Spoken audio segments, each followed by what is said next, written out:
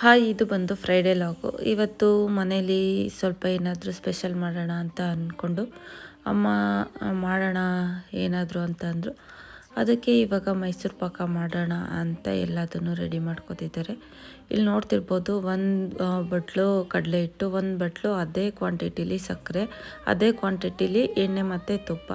ಕಡಲೆ ಹಿಟ್ಟನ್ನ ಹುರ್ಕೊಂಡು ಸ್ವಲ್ಪ ಹಸಿ ವಾಸನೆ ಹೋಗೋವರೆಗೂ ಅದನ್ನೆಲ್ಲ ಹುರ್ಕೋಬೇಕು. ಹಂಗೆ ಸೈಡಲ್ಲಿ ಸ್ವಲ್ಪ ಸಕ್ಕರೆನ ಪಾಕ ಮಾಡ್ಕೊಳ್ಳೋಕ್ಕೆ ಇಟ್ಕೋಬೇಕು. ಹಾಗೆಯೇ ತುಪ್ಪ ಮತ್ತು ಎಣ್ಣೆನೂ ಕಾಯಿಸ್ಕೋಬೇಕು. ಒಂದು ಪ್ಲೇಟಲ್ಲಿ ಈ ಥರ ತುಪ್ಪ ಹಚ್ಕೊಂಡು ಇಟ್ಕೊಂಡಿರಬೇಕು. ಈ ಥರ ಗಂಟು ಪರದೇ ಇರೋ ಥರ ಈ ಥರ ತಿರುಕೊಂಡು ಫೈನಲಿ ಈ ಥರ ಮಾಡಬೇಕು. ಫೈನಲಿ ಮೈಸೂರು ಪಾಕ ಈ ಥರ ಬಂದಿದೆ. ನನಗಂತೂ ತುಂಬಾ ಇಷ್ಟ ಆಯಿತು. ನಿಮಗೂ ಇಷ್ಟ ಆಗಿದೆ ಅಂತ ಅಂದ್ಕೋತೀನಿ. ನೀವು ಮನೇಲಿ ಟ್ರೈ ಮಾಡಿ. Thanks for watching.